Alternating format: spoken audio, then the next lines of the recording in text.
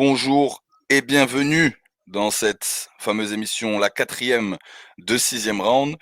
Aujourd'hui, on va parler on va revenir sur, ce qui s'est passé, au COF et aussi sur Mike Tyson, face à Jake Paul et aussi l'UFC 309 bien entendu avec John Jones. On va aussi parler de la suite, pour John Jones. Bon bref, on va parler de plusieurs choses comme d'habitude, ce qui s'est passé dans la semaine en MMA. Hem donc voilà, juste avant qu'on lance, l'intro, une chose importante, si vous pouviez pardon, laisser un petit like dès maintenant, ça ferait plaisir. On débute, on est des nouveaux, dans le game et pour nous, c'est très important les likes, ça référence bien la vidéo et ben ça donne le mérite de notre travail et ça fait plaisir. Donc on lance l'intro et on revient direct avec Nico de Fight qui est en train de faire le buzz en ce moment. This is the main event of the evening. I'd like to take this chance to apologize to absolutely nobody. The double champ does what the he wants. It's time! It's time! Ce soir avec Nico, la star de TikTok. Comment tu vas? Super vu. C'est vrai que j'ai une vidéo qui a percé, qui est presque à 3 millions. On a pris pas mal d'abonnés, donc c'est pas mal. Je suis content. Les efforts payent, les lives payent. Et on va pouvoir parler un peu de cette émission. Donc c'est plutôt pas mal. C'est plutôt pas mal. J'ai passé un très bon week-end MMA qui a commencé par le COF, qui a fini par l'UFC 309. Mais j'ai des cernes jusqu'aux joues. Je suis fatigué. J'ai dormi peut-être 8 heures en 2 nuits. Donc je suis fatigué. On est deux, je suis éclaté aussi. Ah, Ouais, j'ai la chance de pas avoir, une vie de famille. Donc du coup, je suis un petit peu plus reposé que toi, je pense. Mais ouais, super week-end et déjà, bah, je tenais à te féliciter, pour cette vidéo et les abonnements qu'il y a eu. Comme tu as dit, le travail paye et tu fais un gros travail depuis un moment, donc je pense que c'est vraiment mérité et quand même 3 millions de vues quasiment, ça représente quand même quelque chose. C'est-à-dire que là, il y a 3 millions de Français qui ont vu ta tête. C'est fou quand même, tu vois, quand tu y penses. je ne suis pas sûr que c'est que en France que ça a été vu la vidéo, mais Quand ouais, tu parles en franchement, français, c'est dans quand même, toute la francophonie, quoi. voilà, c'est quand même incroyable. Voilà. 3 millions, c'est quand même quelque Mmh chose et je suis assez fier de cette vidéo, donc c'est pas mal. Mais parlons et pas de bah moi, parlons de ce qui ouais, s'est passé en MMA et parlons du MMA français avec le COF qui a fait ouais. une belle soirée à Orléans, il me semble, hein, c'était ça. Mmh. Ouais, bah, comme d'hab, moi, j'ai pas fait mes devoirs, hein, donc je n'ai pas regardé le COF.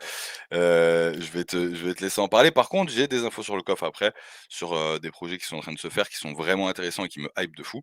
Mais, parle-nous un peu de cette carte.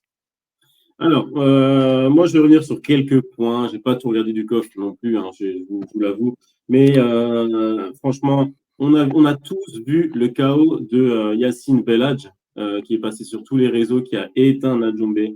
C'est un chaos incroyable et surtout que Yacine Belhadj, ça fait 4 ans qu'il n'avait pas fait, qu'il n'était pas dans un octogone. Au bout de 4 ans, il arrive et on voit ce chaos en highlight sur tous les réseaux. Mmh. Incroyable. Donc voilà, petite mention à Ah, ça Yacine doit être dur Belhadj. pour lui, hein.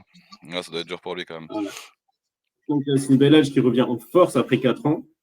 Après, petite mention à Alix Jean-Guillaume, dit Lastache. C'est un combattant que j'aime bien. Il était à l'Hexagone même à un moment.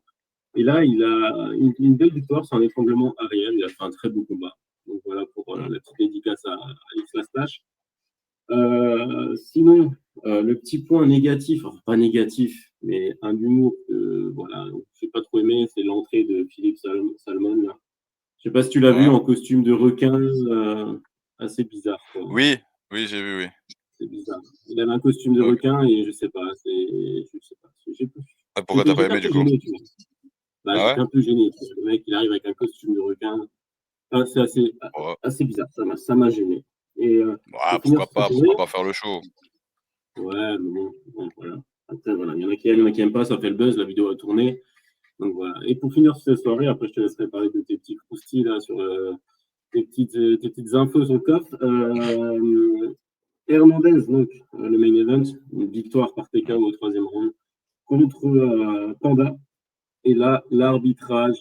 De toute façon, on va revenir sur l'arbitrage à l'UFC après, il faudra qu'on en parle. Mais l'arbitrage du Ouais. coffre, là, contre Panda là, en main event, il Mmh. aurait pu arrêter le combat bien avant. Il y a beaucoup de coups qui sont Oui. passés qui n'auraient pas dû passer. Ouais, l'arbitrage maison, j'ai vu sur les maîtres fumiers là qui disaient que bah justement ouais et ben on avait pareil un petit peu aux IMAF dès que c'était les Ouzbeks, ils voulaient pas arrêter le combat à l'arbitre, ils se disaient ils lui laissaient beaucoup plus de chances pour revenir. Et là pareil, bah, c'était le français donc l'arbitre avait un petit peu envie de favoriser le français. Je suis pas fan des arbitrages maison, je pense que peu importe l'origine du combattant, même si on supporte toujours les Français, il y a un moment, il y a 2 choses, il y a son intégrité physique qui rentre en compte et donc en premier lieu et aussi, bah, le mérite de l'autre combattant. Donc on va pas lui enlever sa victoire, sous prétexte, de patriotisme. On voilà, c'est 2 combattants, c'est 2 hommes et s'il est en train de gagner et qu'il gagne et ben, il gagne selon les règles du MMA. Donc il y a plus de défense cohérente, on arrête le combat, c'est logique. Exactement, exactement. Donc, voilà, moi, c'est ce que j'avais à dire sur le COF, pour parler un peu de Mmh, MMA français. Donc, ouais. si toi, ça Bah, ouais, ouais, vas-y. bah, bon, j'ai pas regardé honnêtement, comme je vous dis, moi je travaille de nuit, donc du coup je travaille au même moment que les combats commencent. Plus tard dans la nuit, j'arrive à regarder l'UFC parce qu'il y a moins de travail, mais bon bref, pas pour parler de mon taf, mais ce que je voulais dire par rapport aux organisations françaises, c'est qu'en ce moment, je trouve que vraiment il y a un gros renouveau sur les organisations françaises qui tentent des choses et on voit qu'il y a plus de moyens aussi. Et le public français joue le jeu aussi. C'est-à-dire que quand tu regardes, par exemple, le marché américain, les, organisations qui vont marcher, enfin l'organisation qui va marcher, ça va être l'UFC et rien d'autre. Même si on a une petite poudre aux yeux de, PFL, Bellator qui fonctionne bien, non en fait, c'est juste qu'ils ont des combattants compétents, mais les chiffres pay-per-view sont pas bons et les Américains vont pas trop jouer le jeu sur ce genre d'organisation. Alors qu'en France, nous, on joue le jeu sur toutes les organisations. On va aller regarder le COF, on va aller regarder Hexagon MMA, on va aller regarder Ares et c'est quelque chose de très bien et c'est pour ça qu'il y a des droits TV qui sont vendus assez cher et du coup, qu'il y a des moyens pour ces organisations.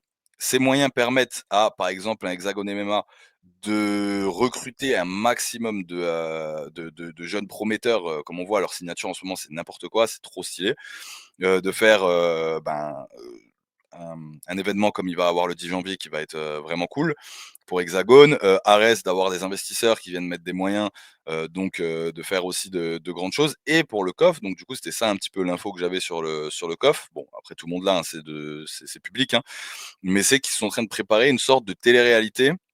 Ouais, télé-réalité qui va passer sur M6 où en fait c'est des, MMA, combattants qui MMA seront, Academy? ouais, c'est ça.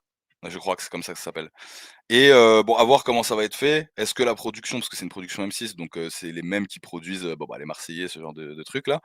Donc est-ce qu'ils vont vouloir faire un truc comme ça, un peu drama ou est-ce qu'ils vont respecter le MMA et du coup, ça va permettre de donner de la lumière à des nouveaux, combattants? Je trouve que ça peut être bien, on va pas critiquer tout de suite, et surtout pas moi, je déteste faire ça, où il y a des innovations, il y a des choses nouvelles qui se font et je trouve ça bien. Et Donc, sur, pressé de voir sur, ça. Ouais. sur MMA Academy, donc c'est le teuf à la française en fait. T'as Mmh, deux équipes, une équipe gérée par Taylor Lapillus, une équipe gérée par Morgan Charrière.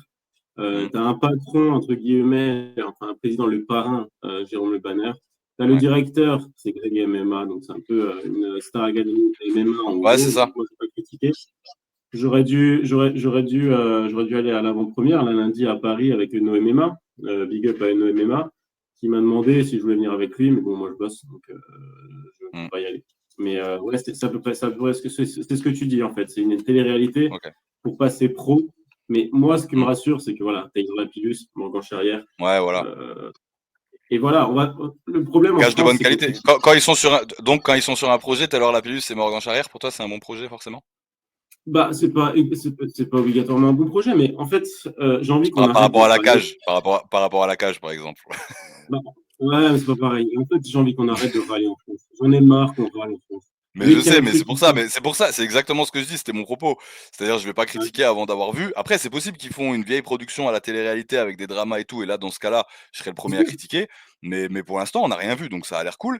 Et en plus de ça, ma meuf en est témoin. J'ai essayé je disais, putain, si un jour ça marche sur YouTube et que j'ai des moyens et que j'ai des gros trucs, j'aimerais bien faire une sorte de télé-réalité MMA où en gros le public vote pour les nommer, un peu comme Secret Story là, tu sais.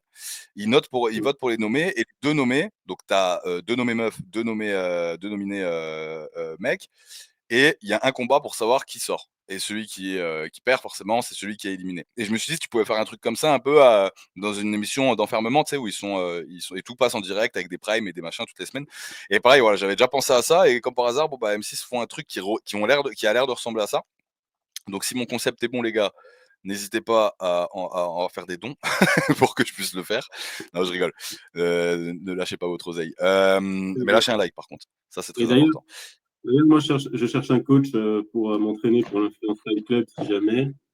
Ah, bah attends, on va revenir vite fait là-dessus. Guillaume Pelletier qui t'a proposé de combattre avec 6 semaines de préparation au prochain Influence Fight Club. Moi, je t'ai dit, viens à Nice, tout frais payé, on s'entraîne au Maccabi, je contacte Aldric, je lui dis allez c'est parti, là on a le futur de 2,7 millions de vues. C'est pas TC Bidadi ou je sais pas quoi là. Là il va avoir du gros ground and pound. Non, franchement, je t'ai dit, moi je serais toi, j'accepterais. Alors, pour remettre les choses vite fait dans le contexte, hein, vite fait. En fait, j'ai fait une vidéo sur l'Influence Fight Club juste après l'événement et j'ai un petit peu critiqué, j'ai titillé, j'ai critiqué le main event avec les deux influenceurs. Donc, Guillaume Pelletier m'a mis le défi de faire mieux. Il a dit, j'ai le contrat sous les yeux. Je te fais le contrat et hop, c'est parti en 6 semaines. Le problème, c'est que 6 semaines pour un influenceur, c'est 6 mois pour moi parce que eux, ils travaillent pas, ils ont que ça à faire de la journée. Moi, j'ai un taf et je peux pas pendant 6 semaines m'entraîner matin et soir, tu vois. You speak Chinese. Je rigole. Non, Ouais, non, je vrai, comprends. C'est vrai que c'est t'as pas les mêmes emplois du temps, c'est sûr. Mais franchement, selon l'adversaire qui te met en face, gros, moi je serais toi, je le ferais, tu vois, franchement. Après, ça dépend. S'ils te mettent un bourbier, ils te sortent un professionnel à 4-0, bon bah non, ne le fais pas, tu vois. Si c'est juste son but, c'est juste de te voir perdre pour lui donner raison, non, tu vois. Mais après, d'emblée, la manière dont il te l'avait dit, c'était respectueux en plus. Il avait l'air d'avoir du respect pour ton taf. Donc, je pense pas qu'il te mettrait un bourbier ou quoi, tu vois. Ça pourrait être cool, moi, je pense. Je pense pas. Franchement, en parlant de ça, moi, je donne un grand respect à Guillaume Pelletier parce que c'est le seul manager qui maintenant fait beaucoup de live sur TikTok et qui parle du parcours du manager, qui parle des dessous du management en France ou à l'étranger. Et il n'y a que lui qui parle C'est comme pas ça le sur les seul. réseaux. Non, je suis pas d'accord. Mal. Ouais, pardon. Tu trouves Mais pas que c'est le seul? non, parce que en fait, je t'expliquais. Alors, les propos n'engagent que moi et pas toi, bien sûr. Mais tu vois, Guillaume Pelletier, c'était celui qui clashait Fernand Lopez pendant des années sur le fait qu'il se mettait trop en avant, notamment sur les King and the G, ouais, je sais plus comment ça s'appelait, l'émission là avec la sueur. Alors qu'au final, maintenant, bah, il fait exactement la même chose. Il va faire ses lives, il fait des combats d'influenceurs, alors qu'il critiquait aussi le fait que Fernand Lopez voulait faire combattre Ragnar à l'Ares. Ragnar qui est beaucoup plus legit que n'importe quel influenceur télé-réalité, hein, selon moi. Donc au final, voilà, je pense que c'est un syndrome humain. La lumière attire la lumière et l'envie d'avoir de la lumière. Il n'avait pas de lumière à ce moment-là et selon moi, encore une fois, ses propos n'engagent que moi, il était sur une sorte de jalousie de Fernand Lopez qui réussissait mieux. C'est pas français, mais vous avez compris. Et maintenant que lui peut avoir la lumière une fois que Fernand Lopez a été éclipsé pour ses problèmes personnels, eh ben, il se l'accapare. Et c'était pareil pour Vorin, c'est pareil pour tout le monde. C'est le propre de l'humain, c'est pas, on vient pas de découvrir un nouveau truc sur l'humanité, c'est toujours comme ça. On critique ceux qui ont de la lumière et dès qu'on en a, bah écoute, on fait pire ou mieux ou on verra, mais en tout cas, on reste dans la lumière, quoi. Donc voilà, moi je trouve que Guillaume Pelletier, c'est pas non plus un énorme exemple. Enfin si, c'est un exemple de business et de réussite. C'est pas, je reviens pas du tout aux causes là-dessus. Je parle humainement, je sens quelque chose de pas super chez cette personne. Ça n'engage que moi, encore une fois. Ouais, ça engage que toi. Moi, j'ai pas dit ça. Bien Et pour sûr. revenir sur le, On clash pas le boss qui va signer le contrat, qui va rédiger le contrat. Non, parce que franchement, je trouve que c'est même si, en fait, je trouve pas qu'il se la pète vraiment. Et je trouve quand même assez humble. Il répond à tout. La Donc fausse c'est pas mal. modestie. Et pour revenir sur le boom en France du MMA et des organisations, moi, je trouve que le plus gros problème du MMA, ça a été dit et redit, le plus gros problème du MMA en France, c'est que le manager, il est matchmaker, il est promoteur et il fait tout. Et ça, pour les combats, ça, c'est pas bien. Ça, c'est pas bien parce qu'il n'y a pas de matchmaker attitré. Donc maintenant, le promoteur peut favoriser ses combattants. C'est un business derrière. Donc pour moi, tant qu'il n'y a pas de Bah, matchmaker, c'est pas bien. comme d'habitude, mentalité française. C'est-à-dire que dans n'importe quel autre pays, les organisateurs ont la double casquette, font monter, et en Russie c'est n'importe quoi, ça fait monter des records à 15-0 sur des mecs qui combattent que des deux mers. Et au final, tu as des mecs avec des gros records, de la visibilité, qui vont aller à l'UFC avec, et qui vont signer à l'UFC. Et nous, en France, on va se brider et on va dire non, non, on veut pas de double casquette. Donc, on va mettre des bourbiers à des mecs sous prétexte d'éthique. Et au final, eh ben, on va avoir des combattants avec des records pas super, parce que mauvaise gestion de carrière à cause d'éthique, encore une fois. Et donc, on se met des bâtons dans les roues, moins de combattants français qui brillent à l'UFC parce que l'UFC va pas s'intéresser à eux. Et voilà, et c'est la même chose. On peut retrouver la même chose dans l'entrepreneuriat avec des lois françaises qui vont brider les entreprises françaises, qui vont les empêcher de concurrencer avec d'autres entreprises internationales chinoises ou américaines, et ce qui fait qu'on n'a pas de grosses licornes françaises, donc des boîtes comme Apple, comme Uber, comme machin en France, parce qu'on a des lois qui brident les entrepreneurs. Et là, on est en train de faire, et parce que c'est la mentalité française qui demande ça. Et donc, du coup, bah, c'est ce qu'on est en train de faire avec les combattants. Et tu vois, On peut avoir l'impression que je pars loin, mais non, c'est réel, quoi. tu parlais on parlait de Guillaume Pelletier. On parlait de Guillaume Pelletier, il est dans le live, Guillaume Pelletier. Il est dans mon live actuellement. Et Okay. il te donne raison, mais après, c'est la discussion qu'on vient du matchmaker, du manager et tout ça. Et c'est le premier problème qu'il y a en France sur les organisations. Ça changera peut-être un jour. Mais là, il y a Poru qui a dit ouais, à Hexagone, il n'y aura pas de ça. C'est parce que maintenant, c'est le garant de la bienveillance, j'ai l'impression, Poru. Donc il dit non, à l'Hexagone, il n'y aura plus ce problème de double casquette. Ok, pas de souci, mais du coup, ben, il y aura des combattants qui vont prendre des bourbiers parce qu'on va se dire attends, faut surtout pas que le public se dise qu'il est favorisé. Et bah du coup, au lieu d'avoir un record à 10-0 parce qu'il a le talent pour, et ben il va avoir un record à 8-3, et on sait que l'UFC, bah, c'est les stats qu'il cherche, et donc du coup il sera pas signé à l'UFC, il ira au PFL ou je sais pas où, tu vois. Et c'est ça qui est chiant, tu vois, c'est juste ça nous bride. Après, je dis peut-être de la merde, mais j'ai l'impression que c'est encore une fois une loi enfin une loi, voilà, sous prétexte de morale, on va brider nos combattants, quoi. Bah, Guillaume Pelletier il vient de me dire Hexagone est pire. Le matchmaker et le promoteur ont deux boîtes de management différentes. Tu Ouais. vois, sur l'Hexagone. Après, ouais, faut trouver comment Non, mais organiser même moi, sans que le gars fasse tout, quoi, tu vois, parce que franchement, le gars est promoteur, manager, matchmaker. Il y a un business derrière. Il y a un business. Donc mais bien sûr. maintenant, un manager promoteur un peu scrupuleux, il va faire gagner son combattant. Tu vois, il va faire Ouais. le match. Mais à juste titre, c'est logique, c'est du business. C'est du business. C'est du business, mais bon, c'est dommage, quoi. C'est dommage qu'il n'y ait pas un matchmaker. C'est pas dommage, ça nous sert des intérêts à nous aussi. Nous, le public français, on va pouvoir voir nos combattants être bien. Là, j'avais vu une interview, bah, regarde, Guillaume Pelletier a sûrement dû voir cette interview de l'ancien président de comment il s'appelle, de là où Doumbé il combattait, là, je sais plus comment il s'appelle, Jamel, je sais pas quoi, bref, cette organisation-là. Il disait qu'il voulait pas travailler avec Guillaume Pelletier parce que une fois que Guillaume Pelletier était dans ses pattes, il allait avantager ses poulains et tout ça. Ben oui. Et heureusement, tu vois, genre. Et moi là-dessus, par exemple, tu vois, je lui donne totalement d'accord, totalement à juste titre. Et donc voilà, c'est logique, c'est du business, on s'arrange un petit peu, on fait ça. Et c'est comme ça. Regarde les Ali Abdelaziz qui sont adulés de chez adulés par tout le monde. Mais tu crois qu'ils font quoi, eux? Tu crois qu'ils vont se dire ah non, bah non, nos combattants, attends, faut leur mettre des vrais mecs, sinon le public ils s'en foutent du public. Tu veux augmenter, et c'est pour tout le monde pareil. Le gros record fait qu'il va dans des grosses organisations. Les grosses organisations payent mieux, et vu qu'ils payent mieux, eh ben le manager prend plus d'argent. Et ça fait plus d'argent pour le MMA français, donc pour les organisations. Et c'est un cercle vertueux après. L'écosystème se porte bien. Ouais, bah, je vois ce que tu veux dire. Bon, je trouve qu'on a fait une grosse parenthèse là sur les MMA Ouais, c'est français. vrai. On a 20 minutes d'enregistrement. On devrait peut-être parler de la suite, à mon Parler des papis. quelque chose. Non, bon, on va passer au papy. Hein. Papy Tyson. Papy Tyson, non, hein. Respect, il y a eu tellement. Les gens, ils n'ont pas respecté Tyson. Ça m'énerve.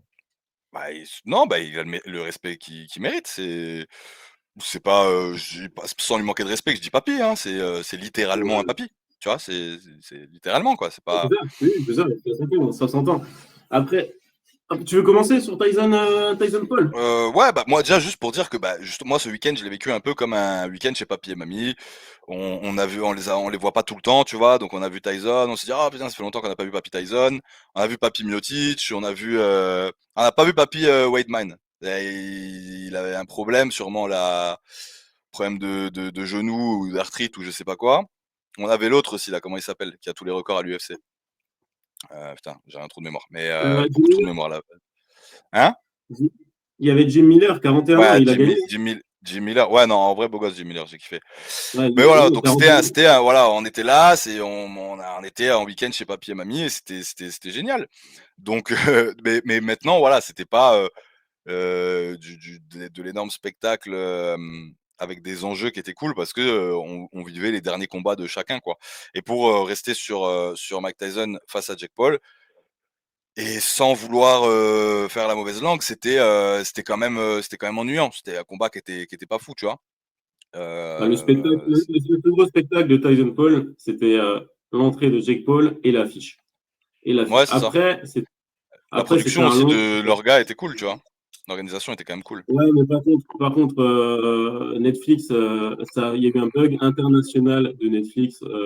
Moi, j'ai raté tout le combat féminin qui apparemment était Ouais, le combat de la soirée au final. Serrano contre Cathy, j'ai plus le nom. ouais, Mais ouais, il était cool. après, ouais, le spectacle de Tyson Paul, c'était l'affiche en fait. C'était l'affiche. Après, c'était un gros sparring. Tyson, vu comme il boite en dehors de l'octogone, je pense qu'ils ont dû le charger avec je ne sais pas quelle Ouais, substance ouais, pour qu'il tienne ses verrouilles. Et on a un Jake Paul qui va à peine toucher pour pas blesser Tyson. Après, ouais, moi, le point positif que j'ai là-dessus, c'est que j'étais content de voir Tyson quand même. Tu vois. J'étais content de le voir dans le ring. Et je trouve que encore, il avait encore des bons mouvements de buste, des retraits de buste, des bonnes ouais, esquives, des bons ça petits je suis d'accord. crochets. Tu vois qu'à 60 ans, il a encore une certaine technique avec ses petites esquives qui est respectable. Tu vois. Ouais, ouais, c'est vrai que les esquives. Bah après ça, je pense que là, je te l'enlève pas. Ouais, je sais pas en fait. Je peux pas l'assurer. J'ai l'impression que c'est des réflexes, tu vois, qui ont tellement été travaillés qui sont là, quoi. Tu vois, c'est comme quand tu vois Oui, en MMA quelqu'un quand il prend un down et qui va directement dans les jambes, c'est en réflexe, tu vois. En fait, ça a été tellement drillé que tu le fais tout seul. Et en anglaise, bah du coup pareil, je pense que c'est retrait de bus comme tu as dit, ses esquives, le coup d'œil sur les esquives était vraiment bon. Du coup, je pense qu'il avait aussi le coup d'œil pour les contres, mais malheureusement pas l'explosivité due à son âge pour pouvoir bien sûr. renvoyer parce que tu sentais qu'il avait une frustration quand il arrivait à esquiver une 2 en ligne, qu'il avait le bon retrait de buste, qui se décalait et que son corps ne pouvait pas suivre pour renvoyer sa gauche légendaire ou même une droite, tu vois. Et ça, c'est frustrant à voir pour nous, public. Alors, moins pour moi, parce que je suis d'une génération quand même qui a pas connu les grandes heures de Tyson. Enfin, j'étais né et tout, mais je regardais pas particulièrement. Je les ai vus plus après coup. Mais je pense que pour un mec, j'en ai pas encore parlé, mais mon père, je pense par exemple, ça a dû le faire chier de le voir comme ça, tu vois, face à un youtubeur que mon daron ne connaît pas. Du coup, tu vois, je pense que ça a dû le frustrer. Bah, Mais bon, tout à après, fait. voilà, c'est les États-Unis, il y a eu du spectacle, voilà quoi. Là, Tyson, avec ce combat, il est passé de sa jeunesse goût du sang à goût du gant. Parce qu'il a fait que ça, au final. Il a tété son gant tout le combat, quand même. Ouais, ouais, c'est vrai, il mordait le gant à chaque fois là. Je sais pas si c'était de la frustration ou Après, si c'était un style. il avait déjà fait dans un Ouais, autre combat. Mais ouais, je sais pas. Je sais pas. Je suis ok. pas un pro d'anglaise, mais je sais pas si c'est vraiment une garde en anglaise de mordre son gant.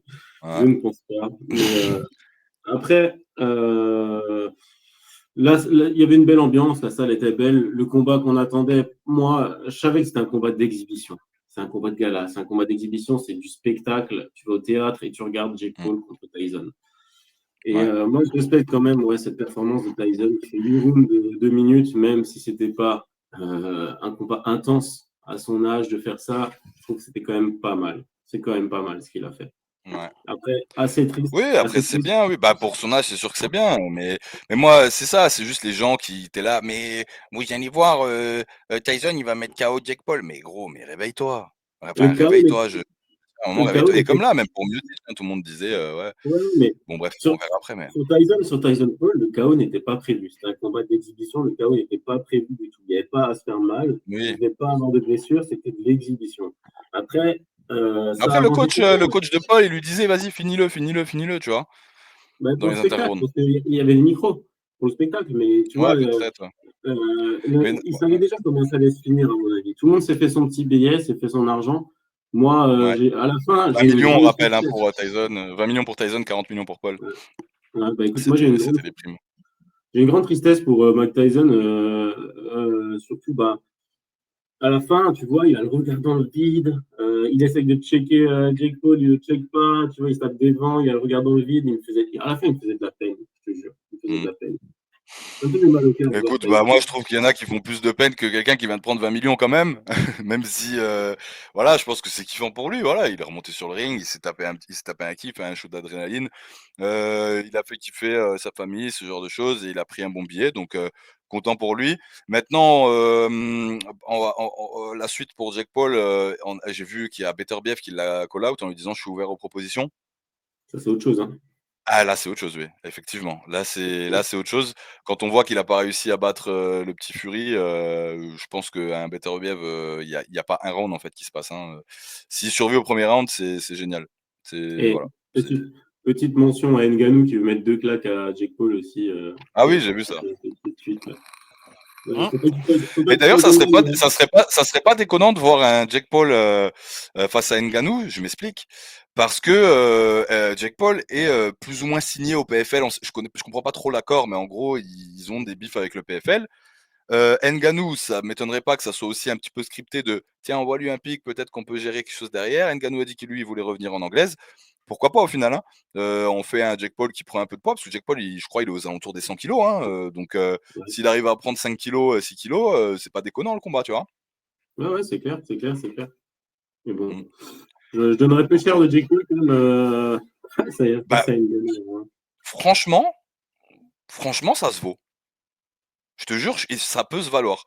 Il n'y a pas un énorme favori qui se dégage, à part, bah, ouais, Ngannou, par sa puissance, mais sinon Jake Paul est plus techniquement en anglaise plus fort que Ngannou, tu vois? Donc Je honnêtement, c'est un combat qui se vaut, je trouve. Après écart de poids, tout ouais, je ça, sais pas. à voir, mais ouais, c'est dur à dire là comme ça, mais moi je suis pas un expert de l'anglaise en vrai, hein, donc voilà, je m'avance pas, ça se trouve je suis en train de dire une énorme connerie, mais j'ai l'impression que ça peut se valoir. On est à Moi, j'en ai 25 marre, minutes. Pardon, j'en ai vas-y. marre juste sur Jake Paul, moi, j'en ai eu marre de ce Jake Paul depuis qu'il a éteint mon petit Nate Diaz en boxe. Ça m'a emmerdé, quoi, tu vois. Ça fait mal. C'est le Nate Diaz, quoi. Et t'as Jake Paul qui arrive, il éteint. Bon, bah, c'était de la boxe anglaise. Passons, quoi, Eh passons ouais. au UFC 309, c'était chaud. Ouais, l'UF 309. Alors, juste avant de passer à l'UFC 309, les gars, je répète, petit like de mendiant. Ça fait plaisir, non, parce que 10 likes sur l'autre vidéo, c'est un manque de respect. C'est un manque de respect. Très clairement, c'est un manque de respect. Je l'ai pris personnellement. Et j'en demande bien plus. Si on peut passer les 10% de likes, ça fait plaisir. 10% par rapport aux vues, bien sûr. Donc, l'UFC 309. Déjà, premièrement, toi, est-ce que t'en gardes du positif ou enfin plus du positif, plus du négatif? Ouais, ouais, ouais, ouais. Après, franchement, moi, j'ai bien aimé cette petite carte. J'ai beaucoup regardé les highlights et la rediff, surtout pour les pré-prélims et les prélims. Moi, je me suis branché à la main card en direct. Et Ouais, les pré-prélims, j'ai un petit peu regardé, comme le chaos foudroyant d'Oben Elliott contre Hafez. ouais. Mmh, Très beau combat. Très beau mmh, combat. Après, on a eu beaucoup de KO, en fait, dans les pré-prélims, tu vois. On ouais, a eu Brahimaj, KO au premier round, pareil, contre mmh. Nick Egal. Tibura qui a détruit le visage à coups de Diniz. Ouais. Et ça, c'était sanglant. C'était un bloody fight impressionnant. Donc, C'est ça, marrant c'était pour les que c'est marrant de voir que la commission de New York, stoppe le combat pour ça, parce que Vegas, jamais ils auraient coupé le combat pour ça, parce qu'en vrai, il avait 2 coupures, aux paupières, mais à Vegas, ça continue 100, hein. Ouais, mais Il ça voyait, saignait il pas était prêt à mal. recombattre. Hein? Ouais, mais ça Ouais, on saignait s'en fout pas que ça mal, hein, saigne. franchement. On s'en fout que ça Et saigne. Le truc, c'est ouais, qu'il faut juste c'est qu'il sûr puisse que. puisse combattre, quoi. Ouais, c'est ça, c'est ça. Après, bon. Ouais, donc, mention à Tibura avec ses coups de coude, ses pluies de coups de coude contre Diniz. Mmh. Pareil, une mention spéciale, on en a parlé avant, mais Jim Miller, 41 ans, toujours là, Non, et qui gagne. très belle Donc, guillotine, hein. et il a les records de victoires, hein. Je ne sais plus combien il y a de victoires, mais c'est celui qui a le plus de victoires à Ouais. l'UFC, je crois. Il y a plus de finish même, Et je crois. après, on peut passer. Après, je sais pas, tu avais quelque chose à dire sur les pré-prélims ou les prélims? Ou on s'arrête là Non, sur non, cette affaire? c'était cool. Je suis chaud de démarrer sur le premier combat de Mauricio Ruffi et Ah oui. un léger coup de gueule à RMC parce qu'en fait, Mauricio Ruffi fait une masterclass de A à Z. C'était impressionnant. Je l'ai vraiment découvert parce que oui, j'avais vu ses autres fights, mais pour moi, c'était impressionnant et ce qui m'a choqué, c'est que les commentaires d'RMC, c'était: «Ouais, décevant». Mais wesh, Mm. en fait, vous êtes des journalistes, sportifs, vous êtes pas des, MMX, qui ont un finish, tu vois? Il y a pas eu de finish, il y a pas eu de finish, en fait.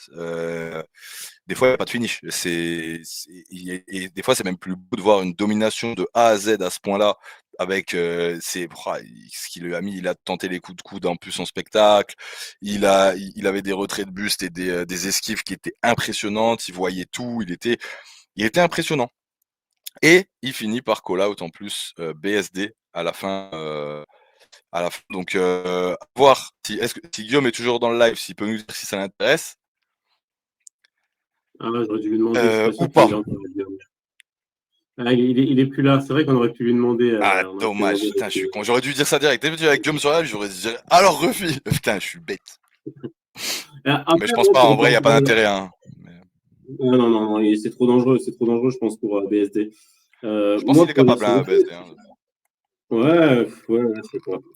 Moi, pour venir sur Rufi, en fait, euh, j'étais mitigé parce que, ok, le combat était beau. Le combat était beau, mais il cherchait trop le highlight. Il cherchait trop le highlight. Et ça, je trouve ça dommage parce que maintenant, tu veux impressionner. De toute façon, ça marche toujours comme ça. Quand tu impressionnes, ça marche. Là, il voulait impressionner, mais il n'a pas réussi au final. Il n'a pas réussi à impressionner en finissant le mec et avoir le highlight qu'il cherchait depuis le début du combat. Il a des bonnes combinaisons. Il avait un panel de coups inédits et spectaculaires, ça je suis d'accord, franchement, il va faire des dégâts. Mais de chercher le highlight comme ça à ce point, je me dis au bout d'un moment, ouais, tu as beaucoup joué, tu aurais pu le finir et voilà, tu s'en serais bien sorti. Il a pris quelques frayeurs quand même à la fin, il gagne à la décision. Mais voilà, après, c'est un gars, il est bon. De toute façon, les Fighting Nerds, c'est l'avenir, les Fighting Nerds. Ouais, c'est marrant d'ailleurs, hein, cette réussite qu'ils ont, avec très peu de sol au final.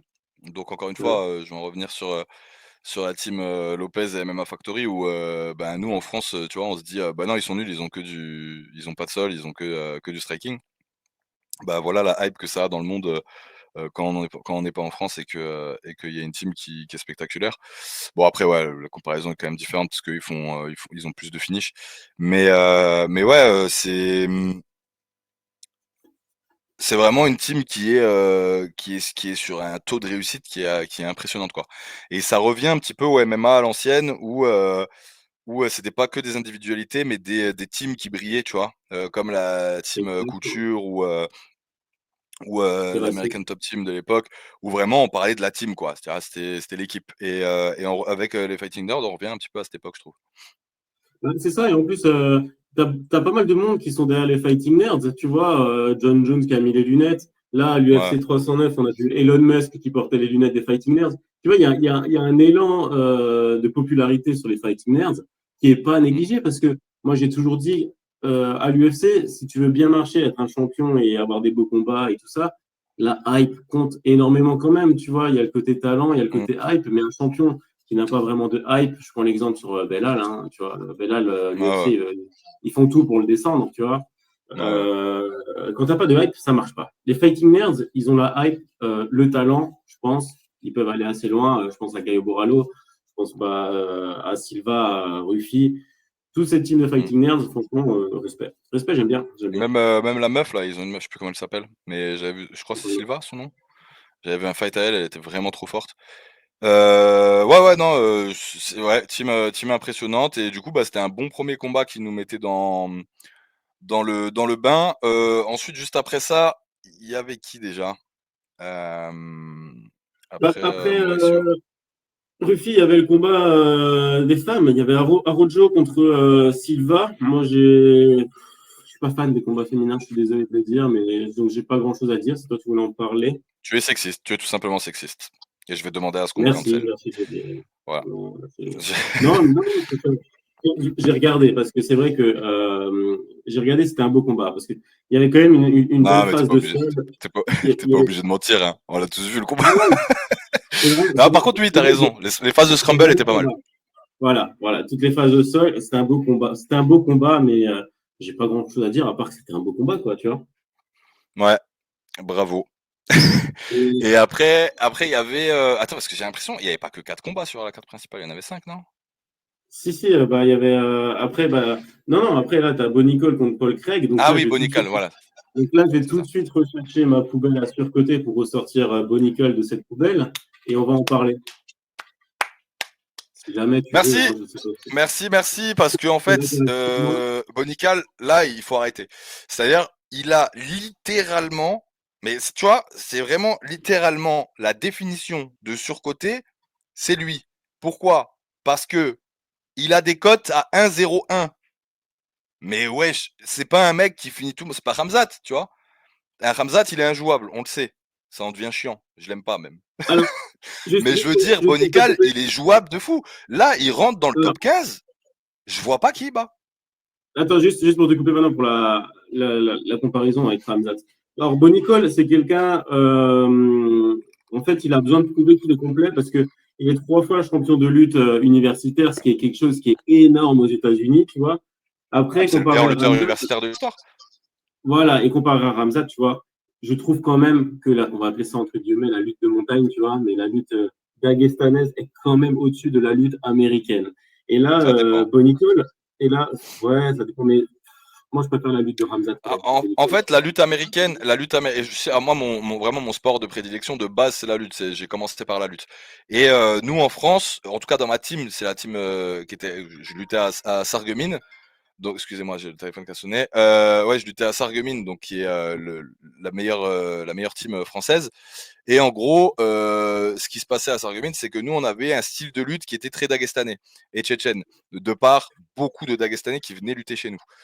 Et donc, je peux assurer que par rapport aux luttes de l'INSEP et tout, qui eux avaient plus une lutte américaine, que effectivement, tu as raison, la lutte dagestanaise et tchétchène, elle est meilleure. Par contre, pour le MMA, la lutte américaine est quand même plus adaptée parce qu'il y a des phases de scramble, c'est beaucoup de la lutte libre alors que c'est un peu plus axé gréco, je trouve, la lutte dagestanaise. Donc en vrai, techniquement, normalement, la lutte américaine est plus adaptée au MMA, mais par contre, force est de constater que les lutteurs tchétchènes et dagestanais ont pour l'instant plus réussi en MMA. À voir après pour la suite, quoi. Et justement, là, Bonicol, ce que j'ai pas compris, c'est que c'est le lutteur américain, mais Mm. pourquoi il a fait ce combat? Il est resté debout. On a vu un combat de kickboxing, en fait. On a vu un combat de kickboxing. Et en plus de ça, il fait pas une grosse performance et il se permet de faire des petites danses ou de faire des petits moves ou même à la fin avec son truc de golf. Tu vois. Je veux dire, moi, j'ai beaucoup parlé de ce gars en disant, les gars, ça va être le combat, ça va être le combat. Et au final, j'ai été déçu par Bo Nicole, mais j'étais Mais de déçu, tu fou. vois. Et en termes de striking, bon, il a un niveau acceptable, mais je veux dire, il n'y a rien. Tu lui enlèves son overhand du gauche ou du droit, il fait une crise d'épilepsie en fait, parce qu'il sait rien faire d'autre. Donc il va tenter sa fin de lutte, envoyer un overhand. Ça a bien marché jusqu'ici sur sur des mauvais combattants, mais sur le top des combattants, ça va pas fonctionner. Et Paul Craig, c'est pas encore le top des combattants. C'est un gros combattant, mais c'est pas le top. Donc quand tu vas arriver dans le top 15 avec des mecs à peu près complets. Bon là, tout à l'heure, j'ai peut-être abusé quand j'ai dit il n'y a aucun top 15 qui prend, mais en tout cas, il n'y a aucun top 5 qui prend, et ça, je peux l'assurer. Un Nassourdine, il ne le prend pas. Alors, je te parle même pas d'un Ramzat, c'est même pas là, il s'assoit pas à la même table, il mange pas, lui, il est à la table des enfants, Bonical, en fait. Et Ramzat, je lui Ouais, dis, chut, fais moins de bruit, on parle entre adultes de politique. Ouais, ce qu'il lui dit, tu vois, c'est ça. ouais, Bon, voilà, en exactement. tout cas, surcoté de fou. En plus, j'avais parié combat dure moins d'1,5 round, ça m'a dégommé mon ticket. Donc, un petit peu de haine en moi, un petit peu de seum. Parce que tout le reste est passé, hein. C'est incroyable. Ouais, bah ouais, c'est clair, c'est clair. Bah, Charles Oliveira, Chandler, ça Ouais, c'était Charles Oliveira Chandler. le combat de la soirée. Bah, moi aussi, il m'a déçu un petit peu le combat, honnêtement. Pas déçu parce que c'était un mauvais combat, c'était un bon combat. Mais bizarre, quoi. On s'attendait vraiment pas à ça.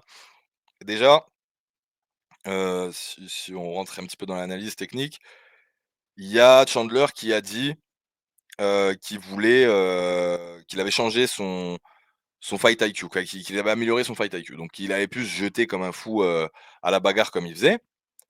Et en fait, ben non, on préfère quand tu vas à la bagarre parce que là, bah, tu es timide et ça fonctionne pas et c'est ton explosivité qui fait que ça fonctionne donc là, voilà, bah, on a vu ce que ça a donné quand il est sur la retenue et qu'il essaye de faire de la gestion de combat et quand il va plus à fond comme au 5e round et ben, il a mis Oliveira en difficulté et je pense que s'il avait commencé comme ça dès le 1er round, l'issue du combat aurait pu être complètement différente.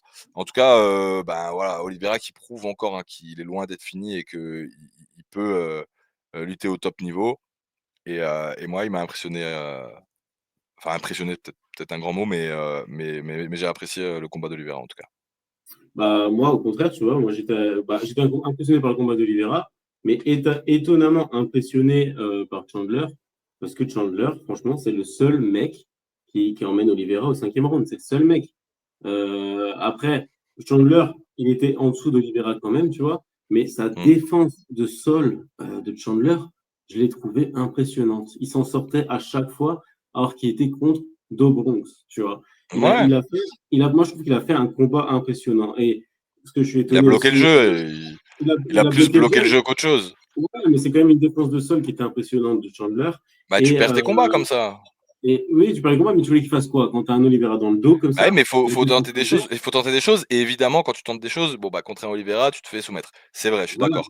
Mais voilà. en fait, je pense que n'importe quelle personne de haut niveau tient 5 rounds face à Oliveira, même au sol, parce que maintenant, on t'apprend, à ce niveau-là en tout cas, hein, je te parle pas de moi, hein, mais on t'apprend à savoir défendre, les étranglements, t'apprend à savoir défendre tout ça. On a vu Poirier aussi contre Makhachev. OK, vas-y, tu as pris mon dos, ben, tu vas pas me soumettre, tu vas plus m'étrangler. Quand les gens se font étrangler, c'est quand ils vont tenter des choses, quand ils vont essayer d'enlever, le triangle de corps et tout, bon, bah, ils sont moins concentrés sur défendre une main, tu vois? Et puis ils se prennent un étranglement. Mais si Ouais, tu mais veux vraiment bloquer le jeu, tu bloques le jeu, hein. Chandler, il avait une bonne gestion des poignets d'Oliveira. Et après, même Ouais. sur la partie debout, Oliveira, ce qui m'a étonné, c'est qu'il a un menton, le gars. Il a un menton, hein, parce que franchement, Chandler, il l'a touché, mais pas mal de fois, hein. Et, Ouais. et Chandler, franchement, de tenir 5 rounds comme ça, jusqu'au point à la fin de faire du catch avec Oliveira en mode sac à dos dans son dos, à la fin, c'était quelque chose. Je me suis dit, mais le gars, la shape qu'il avait, tenir 5 rounds, plus se relever 2 fois avec Oliveira dans le dos, le balancer au sol, se relever. Je me suis dit, mais c'est pas possible, hein. Moi, je veux son test antidopage, je veux savoir ce qu'il a pris. Mais Ah là, c'est incroyable. il a l'air survitaminé, hein. Mais Survitaminé. Mais ouais, cette fin de combat, en tout cas, on a le prochain adversaire, de Makhachev après, Tsarukyan. Moi, je pense que Makhachev, gagne Tsarukyan, hein, mais derrière, le plus legit sera Oliveira pour le titre en tout cas, parce qu'après je pense que si Makhachev gagne Tsarukyan et que, Belal n'est plus champion en 77, il montera en 77. ouais, c'est Mais il ça. veut pas combattre contre Belal, donc si c'est Belal qui est toujours champion, bon ben, on garde 70, Makhachev pour 10 ans encore. Exactement. Et pour finir sur ce combat, je suis énervé et dans l'incompréhension qu'un arbitre qui se trouve à 30 centimètres d'une action laisse Mmh. des coups derrière la tête comme ça. Je comprends pas Ouais, comment on peut laisser ça devant tes yeux, des coups derrière la tête et ne rien faire. J'ai pas compris en fait. après les coups qui sont là, c'est pas derrière la tête, hein. C'est-à-dire quand c'est derrière l'oreille, c'est pas derrière la Oui, mais tête là, et il y a des coups qui passaient, limite nuque et ici, tu vois? Je suis d'accord, mais il y en avait beaucoup sur les 7-8 coups envoyés, il y en a peut-être deux trois qui sont illégaux, mais le reste était legit, hein, je pense, hein. Il a pas mis ouais, mais 8 coups derrière la tête, hein. ouais, mais même sur les deux, trois, c'est énorme. C'est deux, trois où Ouais, c'est déjà l'arbitre beaucoup, est ouais, juste ouais. voilà, c'est deux, trois où l'arbitre est juste en face. C'est comme les erreurs où il y a eu des eye poke, il y a eu des doigts dans les gants. Donc ça, je rappelle que c'est interdit, Mmh. hein. Quand on est au sol, on a le droit de contrôler les poignets. mais on n'a pas le droit de glisser ses doigts dans les gants. Et ça, Chandler l'a fait pas mal de fois aussi. Donc, et l'arbitre était là. Et il y a, je sais pas, je crois que c'est Chris Peterson, l'arbitre qui a arbitré ce combat. Pourtant, c'est quelqu'un qui arbitre des énormes combats. Mais là, l'arbitrage, franchement, si maintenant, sur le grand ping avec le coup derrière la tête, Chandler, l'arbitre avait arrêté, Chandler avait gagné, je pense qu'il y aurait eu un gros débat là-dessus. Ouais. Ouais, peut-être, oui, oui. Mais je dis oui, de toute façon 2 ou 3 coups, c'est déjà trop, mais c'est juste parce que j'ai vu sur les réseaux, ouais, il lui a mis 8 coups derrière la tête. Bon, rectifier quand même le fait que ce soit pas 8 coups. Mais, ouais, sinon tu as raison dans tous les cas, un c'est déjà trop, puisque c'est illégal. Et enfin, ben, on peut passer, au main event. Heu, je pense Le que deuxième papy, mmh, le ouais, deuxième le papy. 2e papy, le l'énième papy. Heu, bon, déjà, Miocic était moins horrible que ce que je pensais. Il arrivait un petit peu à se défendre. Ensuite, John Jones, pour le coup, était moins impressionnant que ce que je pensais aussi. Moins, dominant, assez lent. Mais bon, ça reste John Jones. Une fois qu'on est au sol, c'est quand même très maîtrisé, hein. C'est quand même très maîtrisé au sol. Mais, en boxe, tu vois? Il courait, Je hein. sais pas. Il courait, hein. En boxe, il courait, hein. Tu voyais quand c'était en période de striking, tu voyais un Miocic plus dominant que John Jones. Après, le côté négatif de Miocic, pas un high kick, pas un low kick, pas de calf. En fait, il n'y avait pas de pied. Ouais, mais il était blessé. Il est resté en anglaise du début à la fin. Et j'ai pas compris que sur un John Jones, tu vas pas casser un peu les appuis, tu vois. Et Ouais, mais par contre, je crois qu'il était bien diminué des jambes, hein. On a vu, il y avait des trucs, des vidéos, des photos qui sont sorties où tu vois son genou, il est énorme, sa cheville, elle est énorme. Je pense qu'il pouvait pas mettre de kick. Il était diminué, et en plus, par des blessures. John Jones, il mettait des gros low kicks en plus Et à bizarre que Miocic. John Jones bizarre que John Jones n'ait pas mis d'oblique kick, hein, vu les blessures, évidentes qu'avait, Miocic, au genou, hein. Ouais, Donc ouais, c'est en tout cas clair. bravo à Miocic d'avoir gagné et d'avoir, quand même passé 3 rounds parce que, même ici sur la dernière émission de 6e round, j'avais dit que, bah, qu'il passerait pas le premier. Oui, Donc, c'est mais clair. bon, il a failli se faire finir premier, hein. L'arbitre était pas loin d'arrêter à un moment, hein, sur la série de 3-4 coups de coude qu'il a pris. L'arbitre a commencé vraiment à se rapprocher très près pour les séparer. Bon, finalement, il a réussi à tenir les 3 rounds en sachant qu'il y a un deuxième round où vraiment John Jones produisait rien, littéralement. Le round 2, il était inexistant. Il y a pas eu de round 2 d'ailleurs. C'était, beh, non, viens, on se repose un peu et on redonne sur le troisième. Et troisième, bon, bah, ce coup de pied retourné dans la côte, je pense qu'elle est pétée la côte Ouais. et victoire de John Jones avec, le plus important, sa déclaration, d'après combat où il dit ouais?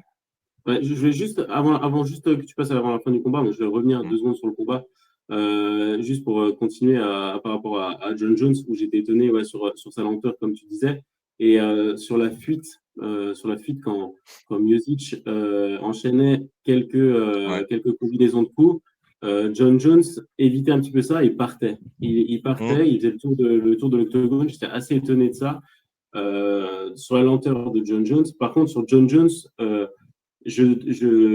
franchement, mention spéciale sur son travail au corps. Tu vois, son travail au corps, il a ciblé un endroit avant le combat. Son game plan, c'était je détruis le corps de Miocic, je détruis son corps. Donc, tu voyais les front kicks qui tapaient avec la pointe du pied au niveau du sternum, ce qui fait énormément mal. En kickboxing, je connais ça, ça fait énormément mal, ces petits front kicks de pointe du pied pour finir avec ce coup de pied retourné dans la côte.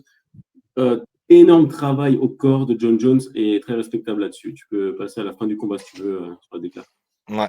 Ouais, bien sûr, bah, comme voilà, bon, un bon John Jones face à un papy, mais est-ce que ça va suffire, contre un Aspinall? Et donc on va en parler puisque à la fin du combat, bah, il a déclaré qu'il n'allait pas prendre sa retraite.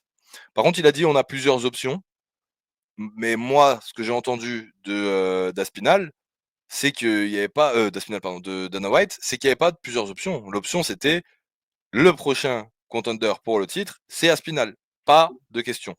John Jones, lui, a dit donc: «Ouais, on a plusieurs options». On va parler des plusieurs options, présumées, mais il a aussi dit après en conférence de presse d'après combat que, si la l'oseille, était bon, si le billet était gros, il il affronterait Aspinal.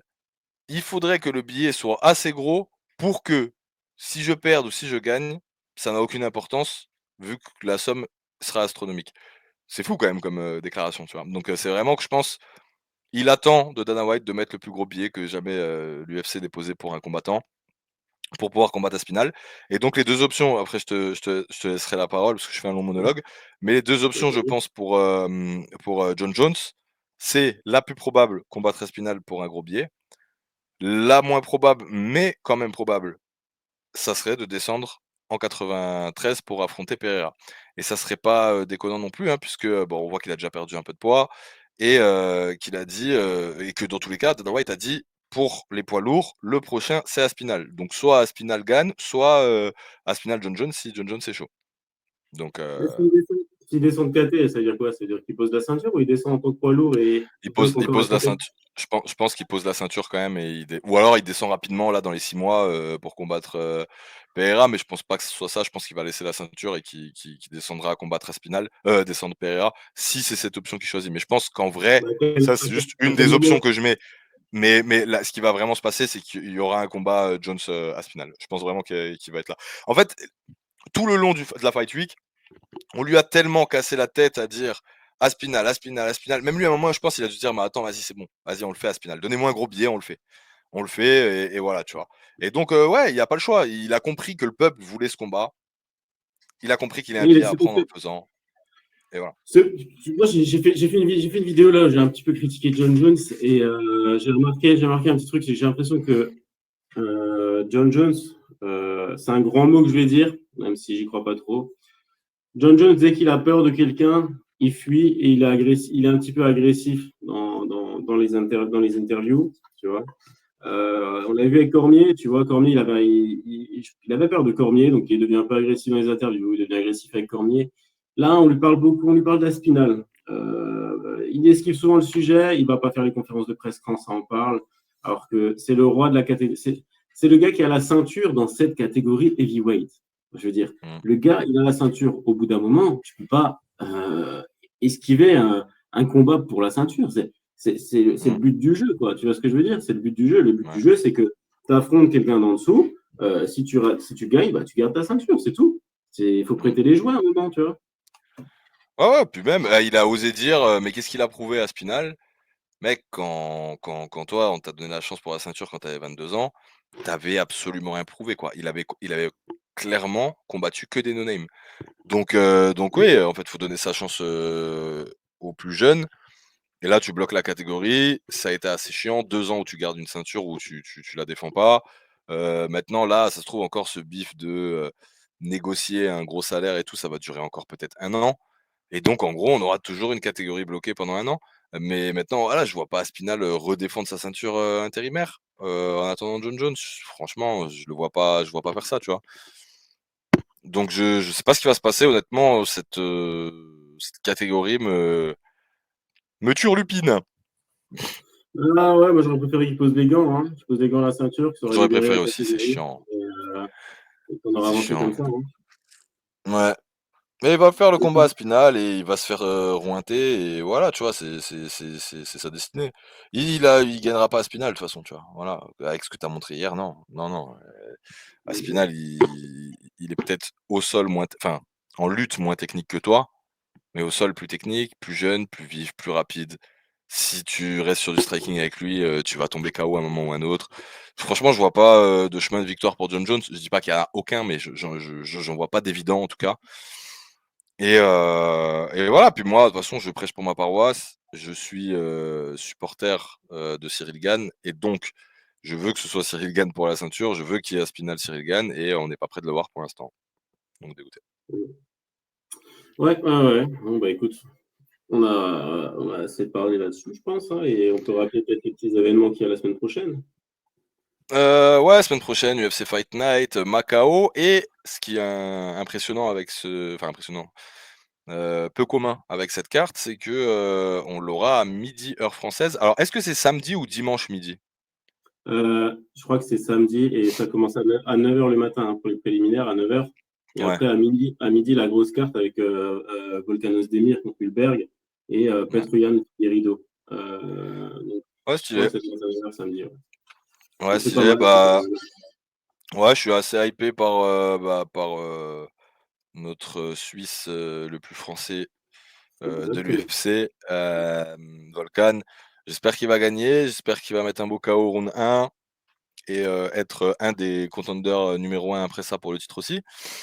Je lui souhaite, il le mérite, il a une grosse carrière. Et ensuite, on a Figueiredo contre Petr Yan. J'adore Figueiredo, mais là, je pense que ça va être compliqué. Moi, je répète Ryan à la Euh, décision.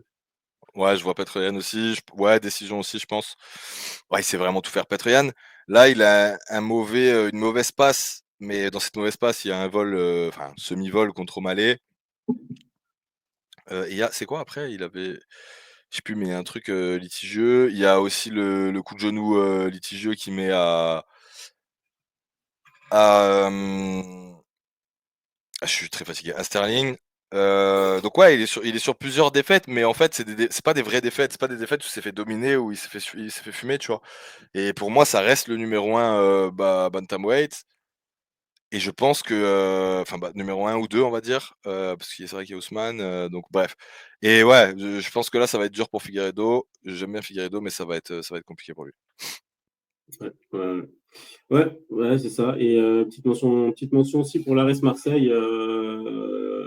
L'ARES Marseille qui est aussi là dans 5 jours. Là. Dans 5 jours, Bah, j'y l'ARES vais, hein. Marseille. Ah ouais, tu vas? Ouais, j'y vais. D'ailleurs, bah, pour toutes les personnes qui sont là, abonnez-vous pour pas louper le vlog que je vais faire à l'ARES Marseille. Je serai en bord de cage, donc vous allez pouvoir vivre ça avec moi en bord de cage, ça va être cool. Et je suis déjà en train un petit peu de négocier pour pouvoir filmer un peu des combattants dans les vestiaires, les avant-combats, les trucs comme ça, et c'est de faire vraiment un vlog qui est cool. Donc abonnez-vous, mettez un like là-dessus, hein, bien sûr, et pour pas louper ça. Et Ares Marseille, ouais, ça va être pas mal, c'est une belle carte, hein. Je suis assez hypé, et puis Virgile, hein, à fond derrière. Bah, Virgile, Amin Ayoub, Binaté, Ouais, il y a des bons noms. Hein. Il y a des bons noms, il y a des bons ouais, noms. de bon, il y Jérôme. a Zebo aussi. Ouais, il est en Zebo, pré-ligue, là, Giroud, Jérôme. ouais, ouais, ouais.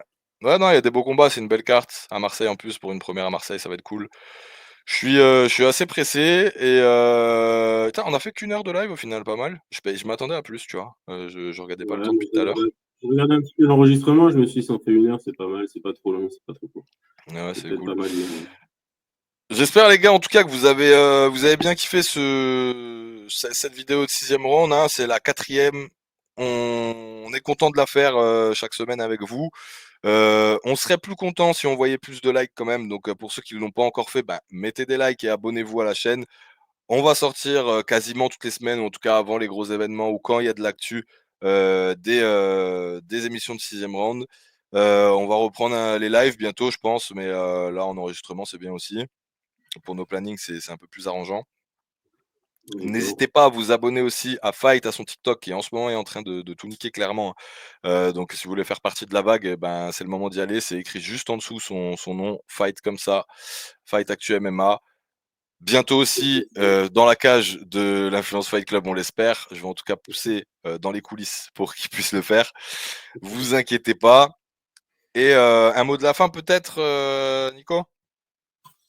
Mot de la fin, en vrai, j'ai carrément envie de vous dire bonne nuit. Je suis claqué, les gars, après ce Je suis week-end-là. Donc, mort. ce mot de la fin, ce mot de la fin, c'est bonne nuit. Ah, je suis mort les gars, Allez, vraiment abonnez-vous bonne à nuit. Setif MMA aussi. Abonnez-vous à Setif MMA. Merci les frères. On a une bonne collab là, tous les deux. C'est pas mal. Ouais, c'est cool, c'est vraiment cool. Je vous remercie pour ceux qui sont là, qui ont tout vu, qui ont mis un commentaire bienveillant évidemment. On se revoit avant l'UFC 310 pour parler de cette carte qui est vraiment bien, avec des beaux changements, avec des Yann Gary Shafkat, des Cyril Gane le retour, des Japonais qui arrivent pour prendre le titre directement. De la folie cette carte. Donc on en parlera. Si vous voulez pas louper ça, abonnez-vous évidemment, activez la cloche, mettez un like à cette vidéo, ça fait plaisir. Et je vous dis à dans 2 semaines. Ciao.